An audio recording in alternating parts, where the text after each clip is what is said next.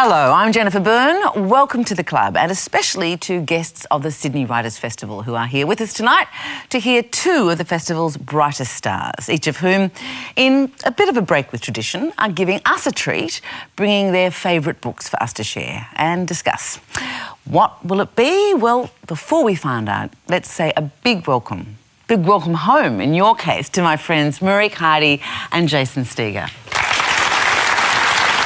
You've been away a long time, Missy. Yes, I run as far as I can. Our first guest dazzled us with his acclaimed debut novel, The Virgin Suicides, and 10 years later, in 2003, he won the Pulitzer Prize for Middlesex. A firm audience favourite, which we know because you picked it as the classic on our show a couple of years back. His latest is The Marriage Plot, and we are thrilled to welcome Jeffrey Eugenides to the club. Our second guest is the former Director General of MI5, who gave up the relatively easygoing world of international espionage for the ruthlessly cutthroat world of literature. She's the author of the highly successful Liz Carlisle series, and the latest, The Geneva Trap, is coming soon. So please welcome Stella Rimington.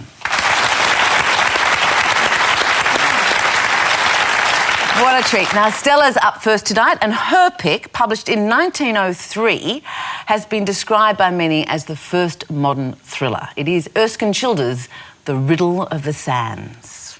In the summer of 1902, young Carruthers from the Foreign Office is invited by his old university chum Davies on a yachting expedition in the Baltic Sea.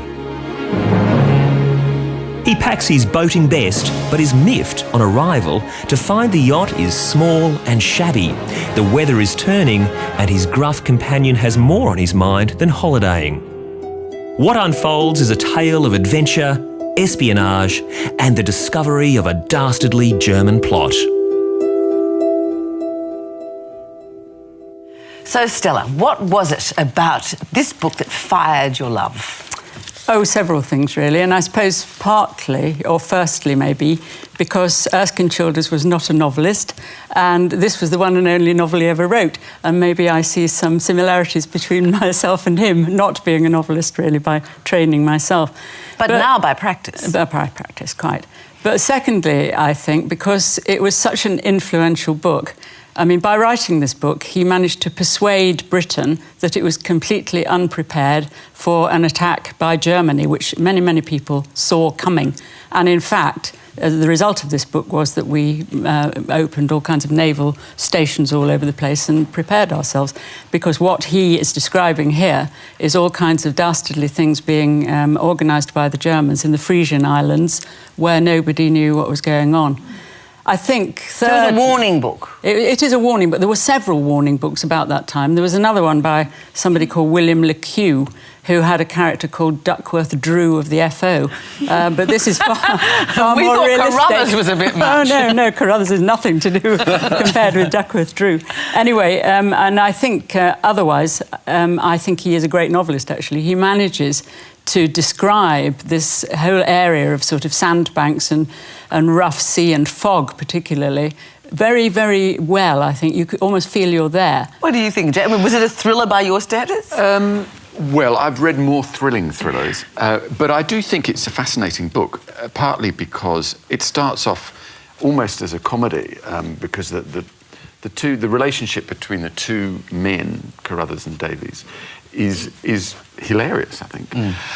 But it does get a little bit bogged down, I felt, in the sailing. But it is incredibly evocative of those islands in the north of Germany. Extraordinary. And every time I go on a beach now, and I see sort of the tides out and you see sand and little boats, I always think of The Riddle of the Sands. And you think the Hun are coming? No, I don't, because this is usually going along the beach at St Kilda, but it is, and they'd have to come an awful long way. However, it is incredibly evocative. I mean, you really feel the fog, the damp, the sort of the creaking of the boats, the lapping of the waves. in that sense, it's very evocative. Well, I mean, I agree that you felt... It did make me feel slightly seasick eventually, but that's possibly testament to the writing and how evocative it is. But I thought the story, to me, the rolling of being on a boat, in some moments the story was very flat and it seemed to go on, and maybe that was in the sort of overt descriptions of rigging and nautical terms, and then there'd be these sudden flurries of storms where the story just rocketed along and he was a spy and we're going to catch him, and then I vomited into a bag and then I was fine again, and so I felt very unsteady throughout, and I actually felt nauseous through it, but not because it's a dreadful book, but I should take my quells before reading. I think that's a sign. How did you find it? Well, I didn't know what to expect, and I have to say the opening of the book was one of the funniest things I've ever read. When Carruthers gets this invitation from Davies, and he doesn't really know Davies very well, they've been to college together, and he invites him out to visit him on his boat, and then he gives a list of things he's supposed to bring, down to what size screw and a different kind of oven. And it's just hilariously funny, almost reminded me of Kingsley Amis or something like that. So I enjoyed, as Jason did, I enjoyed all the beginning. Now, I had this personal problem because I was traumatized in my youth by my father, who was a sailor, and he made me sail all the time. So once we got into the sailing portion, I had certain psychological upheaval. But Jeff, you also had a distinct advantage then, because you knew the language and you knew what he was talking about. So when he was lighting the binnacle or kedging, I didn't know, but binnacle I didn't know. Kedging, I didn't know what kedging was. No, neither did I. I didn't think it mattered really what it meant. You just sort of knew there was an awful lot of it, and you had to get off it. And I can see that it's his first novel because there's a lot of expositional dialogue in it. Very long scenes where Davies and Carruthers are talking only to convey information to the reader that needs to be conveyed, but not really a dramatic scene. So I could see a first-time novelist in that. But I had no idea how influential it was historically. I mean, I can't imagine writing a book that would make our government open even naval ports all over the world. Perhaps. Well, it was Churchill, wasn't it? Churchill was then Lord of the Admiralty. Yes, quite. And he opened up all these defence. I mean, it wasn't the only thing that we were unprepared for. We had no intelligence services in those days, and one of the things about this kind of spy mania, of which Erskine Childers was part, was that they decided that we needed to have intelligence services. So MI5 and MI6 were founded in 1909, not long after this book was written, because of this whole feeling that we were totally unprepared for war. So it's profoundly ironic then that he was eventually executed for treason. Is, I know. I think it's incredibly sad and very ironic. He was involved with the Irish Home Rule situation. He had an Irish mother and an English father. And he found, I don't know why, but he, at one stage in his life, having fought in the British Army in the Boer War and been decorated. And in the First World War, he then got himself involved with the Home Rule business in Ireland and shipped in his yacht some weapons of one kind or another to one bit of the kind of Irish muddle that was going on, and ended up being shot by a firing squad, which is, considering he was a sort of highly respected British officer, was a terrible end. It's better than some of the reviews I've had. I think you said you weren't even sure what the purpose of the mission was. No, I got a bit bewildered at some point, which I am bewildered a lot when I read, so was it uncommon? But I think it's because there were pages and pages of the rigging and the jib hit him in the... And I was thinking, what the... It had a touch of the Moby Dicks in that regard, so there are entire chapters on flensing, and you're just thinking, I know enough, So some of the boating things, I lost the thread because I was so watching people saying avast and that sort of thing. And then by the time I got back into it, I thought, there's gold bullion, they're getting that? Is it a spy? Are they trying to get buried treasure? Now there's a damsel in distress. And there were so many threads. It's a mystery story. It was a mystery, Of a problem. The damsel in distress is a bit of a problem, I felt. Yeah, I think she was not exactly a well-drawn character. I was happy for any female character. But he said, I've written down this quote, in an introduction to, Geoffrey Household wrote an introduction to Riddle of the Sands, and he quotes Childers saying, "I was weak enough to spatchcock a girl into it and find her a horrible nuisance." because he didn't know what to do with her. I don't think Erskine had much to do with girls at all, by the sounds of things. I just learned what a spatchcock was last night at dinner. I was told it's a flattened chicken. Is that right? It is, so I'm not quite sure what I spatchcock. There were two of them. Very strange, though. Her role in it is very odd, I think. Yeah. Very odd. Was he tacking on these figures in order to try and follow a template of a romantic story, or of? I mean, how much is him and how much is he trying to please an audience? Did he know how to please an audience? I think it was his publisher, wasn't it? He didn't want Yes. the girl at all. Yeah, right. Apparently. But the publisher made him change quite a lot, I think, yes. I also like the way that Carruthers, who did start off as this, this fop from the Foreign Office, he kind of becomes manly. It's almost like a transformational experience. Coming of age story, for him, really, yeah. don't you think? Yeah, I could see Tom Hanks doing it in the film. A younger Tom Hanks. I don't think they were very complex characters, actually. British gentlemen at that period sat around in clubs smoking cigars and, had this kind of firm kind of moral base which they'd been taught at public schools.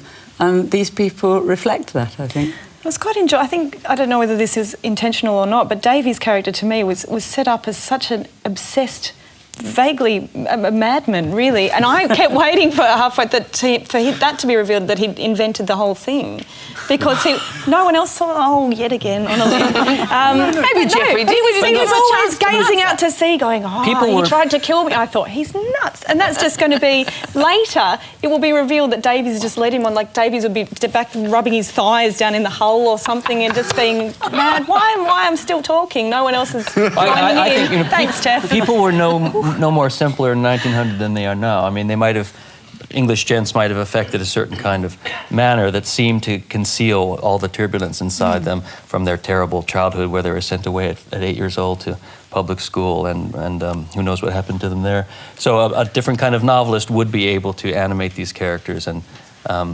make them more than two-dimensional. I don't think you could just say they're two-dimensional because that's the way people were, because we have novels from the 19th century where the characters are more fulsome. So it was his choice, I think. Well, it was his choice, and I don't think he necessarily saw himself as a novelist. I think he saw himself as somebody who was drawing attention to a potential Why do you think problem. he wrote it as a novel instead of as a treatise in some way? Well, presumably because he thought it would attract more attention and have more influence than, some kind of rather dull treatise would. And he was right, of course he did. Fascinating. That is Riddle of the Sands by Erskine Childers. Time now to look at what else we've been reading over this past month. I'll start with you, Jess. I've just read William Maxwell is a very...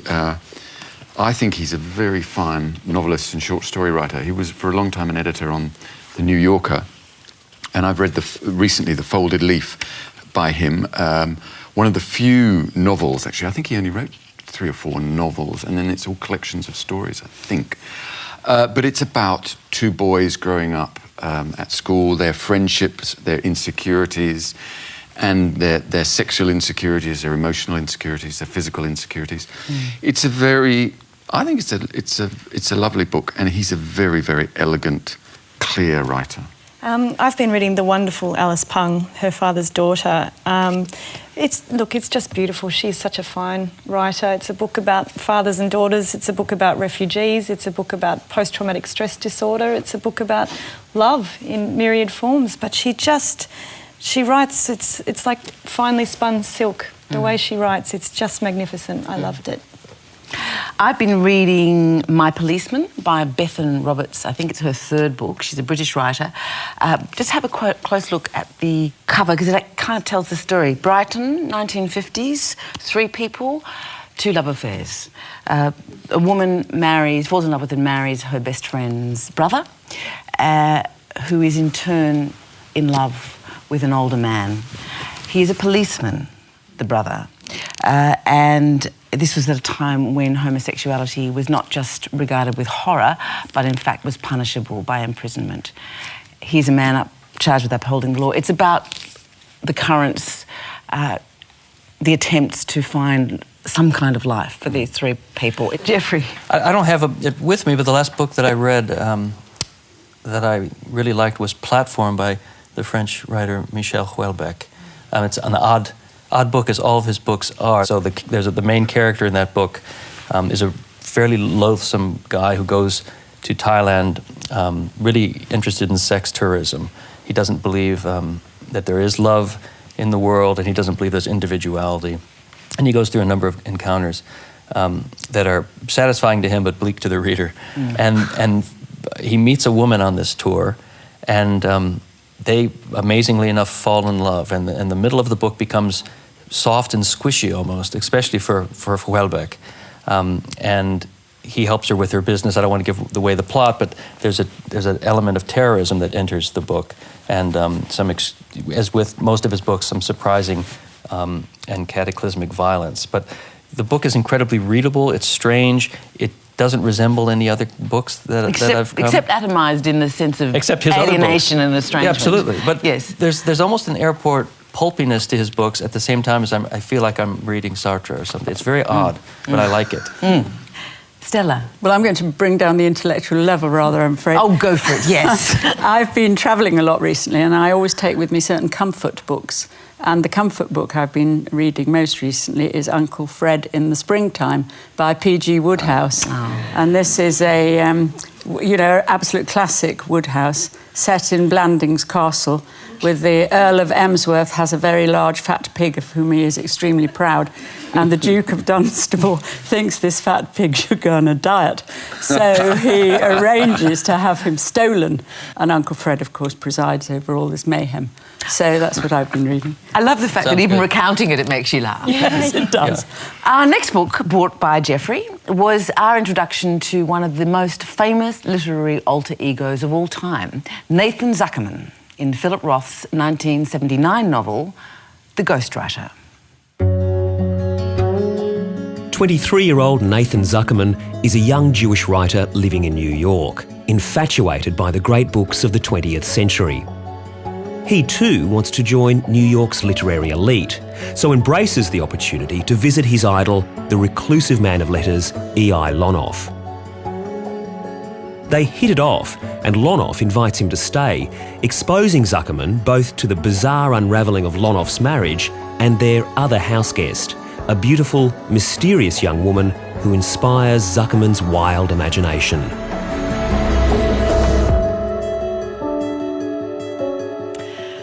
Geoffrey.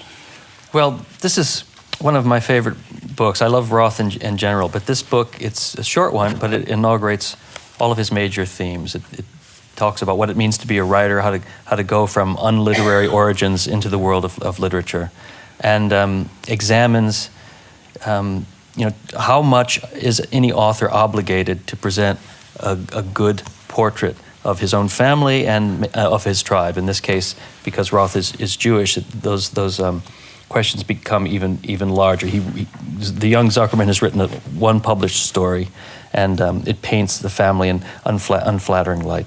And his father gets a judge to write him and say, is this good for the Jews, what you're doing? And it's something that Roth himself had to struggle with, because after he wrote Portnoy's Complaint and even Goodbye Columbus, his first book, he did get attacked a lot by certain Jewish authorities, and he felt a fair amount of guilt. So this book comes out of all of that, wrestling with that.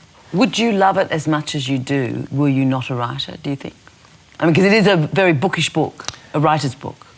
I don't know. I read it first when I was young, and so identified with the young Zuckerman that I'm sure that was my way into the book. But now that I'm reading it, later on, I'm just amazed at how perfect it seems to me. It's short, so only 4 chapters. It's hardly a move or a word wasted, it seems. Funny book, too. The prose is extremely, extremely sweet and delicious and smooth, I think. Marie. Oh, yeah, I loved it as well. it is really 3 self-contained stories, but they all sort of get pulled together in the most breathtaking way, I found, and is, family. And I did worry about, I'm a writer, reading a book about a writer who's gone to see a writer. There was this sort of matrix that all folded in on itself. But I found it immensely enjoyable for that regard. I don't think you need to be involved in the world of literature to it's about someone meeting their hero. I mean, he could have been a young fireman meeting an older fireman.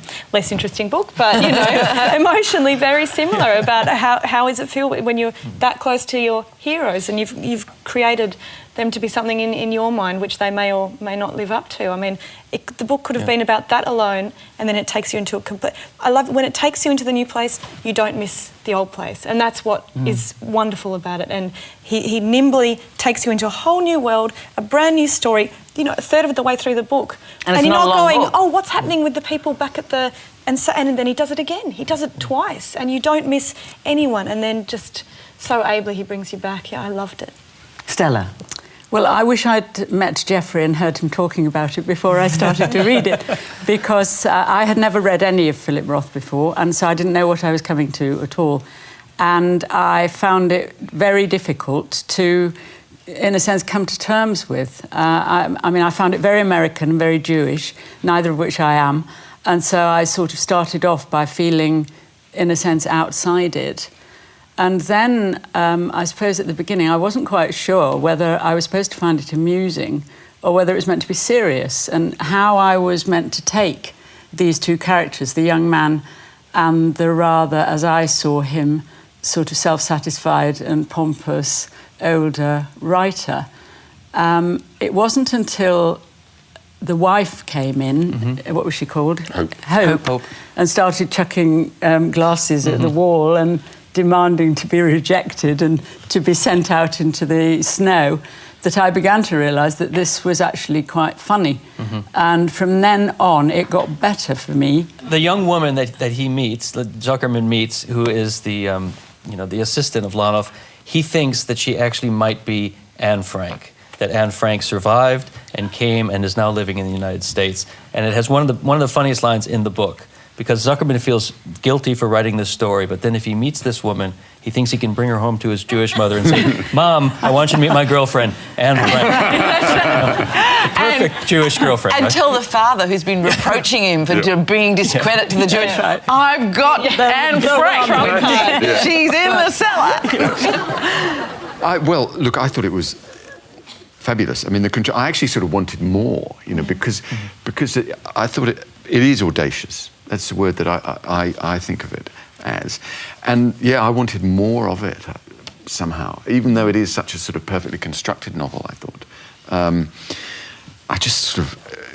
the world that Zuckerman takes you into is fantastic, I think. And then what you talked about, how he goes off into Roth takes you into different places, because there's the Lonoff novelist, and then he introduces a different sort of novelist, Abravanel, I think, who I sort of took as a sort of Norman Mailer type character. It's Bellow and Mailer perhaps together. Yeah. And they're beautiful pictures. Well, the one thing I'd say historically is this came out in 1979, which was at the height of postmodernism, and all of the writers in England and America, at least, and not only, were writing books that were about books and had metafictional play in them. This, when he has that chapter about Anne Frank, it is a metafictional move, and yet it comparatively to John Barth or Thomas Pynchon and other writers of the time, it's much easier narrative to read. It's a more humane in a sense. So he was doing the moves of the 1970s without really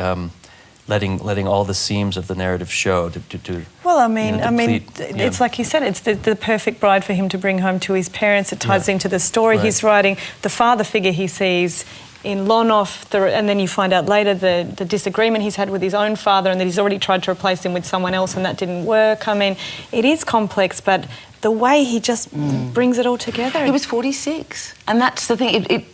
He does wonderful job ventriloquizing the young Nathan Zuckerman, but he's writing 20 years hence, and he's got that maturity in the way he treats it. Do you think? Yeah, I think the Lonoff is also a self-portrait in some respects. That long section about I turn sentences around. Yes. I write a sentence, I put a comma in, I break for lunch.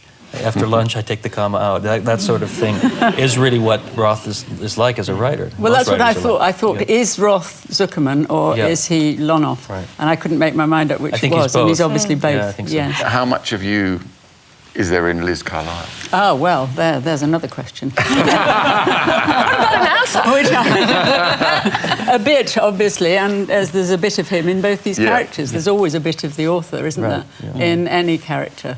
But I think my trouble is I'm not very comfortable with allowing myself to be sort of swept along by a novelist that I've never read before. I need to kind of understand what space I'm in, and then I can kind of go along with the book, perhaps. But relaxing into a book is not You need to my interrogate way. them before I you have actually... to interrogate the author and say, where are you? What are you doing? Swing the torch over their heads.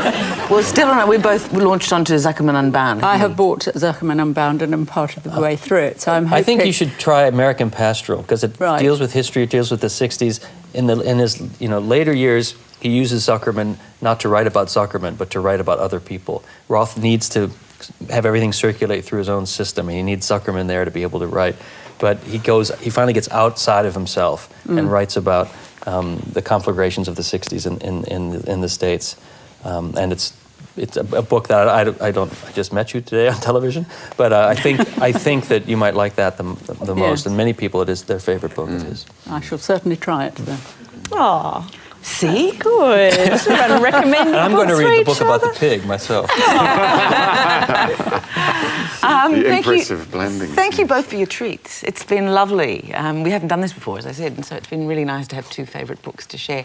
That is our club for another month. A big thank you to tonight's book clubbers, to Jeffrey, to Marique, to Jason, and to Stella. Next month, we are looking at a contemporary Australian book which examines the cult of food worship that's sprung up in recent years. It's the dark and fascinating The Cook by Wayne Macaulay. Our classic, brought by writer Charlotte Wood, is Wallace Stegner's Crossing to Safety, which I read many years ago, but is so classy. I'm thrilled for a chance to reread it. And was it my imagination, or were you nodding? I have not read that. That's a book that I want to read. You're That's why I was not. Come back You next better be month. back next month. I met him once, and he called me a sophist, though. That's different. Well, you can come back and have a fight. And Jeffrey Cousins will be joining us for that show. Also, if you haven't done so already, help us as we search for the ultimate Australian reading list. 10 Aussie books to read before you die. Just go to the address on screen now and vote for your favourite Australian book. Voting's open until October, and we will be announcing your 10 favourite Australian books on a 1-hour special going to air on the 4th of December. That is all from us tonight, except to remind you that as part of our extended season of reading, next Tuesday we're presenting Punchlines, a terrific panel of guests looking at the funniest books ever written, from P.G. Woodhouse to David Sedaris. Hope you can join us, and until then, thanks for your company and very happy reading. Good night.